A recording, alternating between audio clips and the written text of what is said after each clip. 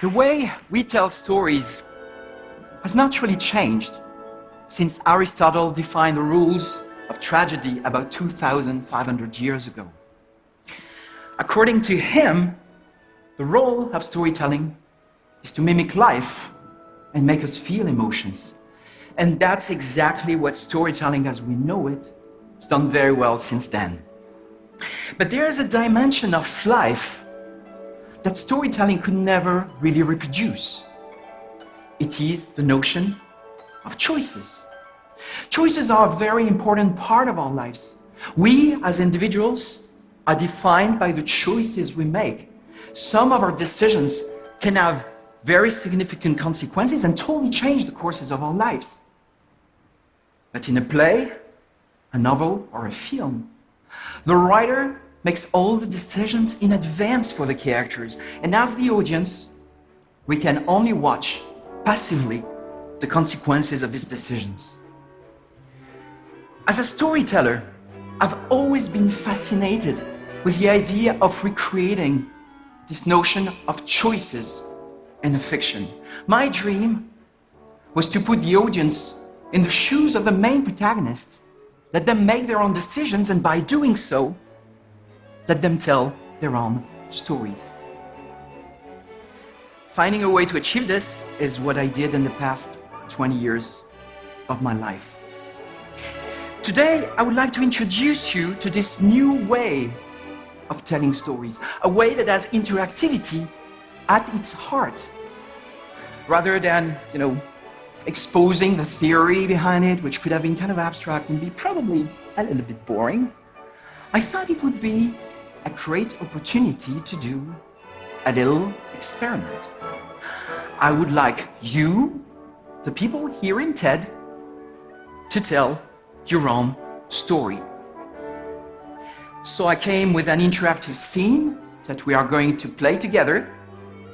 I've asked Vicky, hello Vicky, to control the main character for us. And your role, you the audience, will be to make the choices. So Vicky and I don't know what's going to happen because it will all be based on your decisions. So this scene comes from our next game called Detroit Become Human.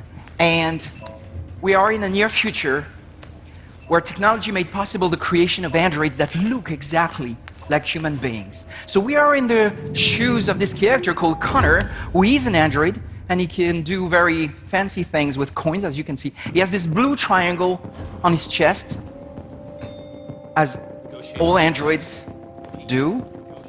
And now Vicky's in control of this character. She can walk around, she can go anywhere, she can look around, she can interact with her environment, and now she can tell her own stories by making choices.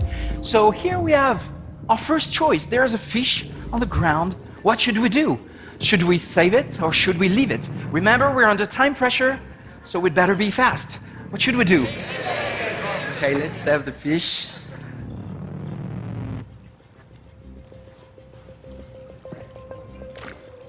Here we go.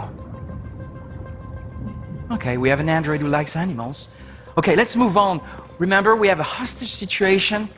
Please, please, you gotta save my little girl. Wait. You're sending an android? All right, ma'am. You need to go. You can't do that. Why aren't you sending a real person? Okay, she's not really happy. Her daughter has been taken hostage by an android, and of course she's in a state of shock. So, okay, now we can continue to explore this apartment. We see all the SWAT forces in place, but we need to find this Captain Allen first. That's the first thing we need to do. So again, we can go anywhere. Vicky is still in control of the character. Let's see. Oh, I think this is Captain Allen. He's on the phone. Captain Allen, my name is Connor. I'm the android sent by CyberLife. It's firing at everything that moves. It already shot down 2 of my men. We could easily get it, but they're on the edge of the balcony. If it falls, she falls. Okay, now we need to decide what we want to ask the captain. What should be our choice? Deviant's name, Deviant's behavior, emotional shock? Has it experienced an emotional shock recently? I haven't got a clue. Does it matter? I need information to determine the best approach. Okay, a second choice. Maybe we can learn something. What should we choose? Okay, deviant behavior. Been behaving strangely before this. Listen, saving that kid is all that matters. Okay, we are not going to learn anything from this guy. I mean, we need to do something. Okay, let's try to go back in the lobby.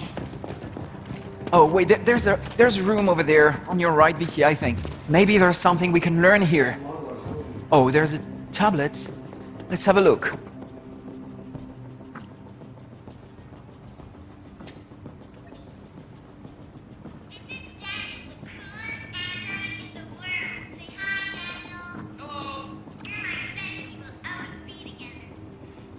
That was just one way of playing the scenes, but there are many other ways of playing it. Depending on the choices you make, we could have seen many different actions, many different consequences, many different outcomes. So that gives you an idea of what my work is about as an interactive writer, where a linear writer needs to deal with time and space. As an interactive writer, I need to deal with time, space, and possibilities. I have to manage massive tree structures where each branch is a new variation of the story. I need to think about all the possibilities in a given scene and try to imagine everything that can happen. I need to deal with thousands and thousands of variables, conditions, and possibilities. As a consequence, where a film script is about 100 pages, an interactive script like this is between 4,000 and 5,000 pages. So that gives you an idea of what this work is about, but I think in the end, the experience is very unique because it is the result of the collaboration between a writer creating this narrative landscape and a player making his own decisions, telling his own story, and becoming the co-writer, but also the co-actor and the co-director of the story. Interactive storytelling is a revolution in the way we tell stories. With the emergence of new platforms like interactive television, virtual reality, and video games, it can become a new form of entertainment and maybe even a new form of art. I am convinced that in the coming years we will see more and more moving and meaningful interactive experiences created by a new generation of talents. This is a medium waiting for its Orson Welles or its Stanley Kubrick, and I have no doubt that they will soon emerge and be recognized as such. I believe that interactive storytelling can be what cinema was in the 20th century, an art that deeply changes its time. Thank you.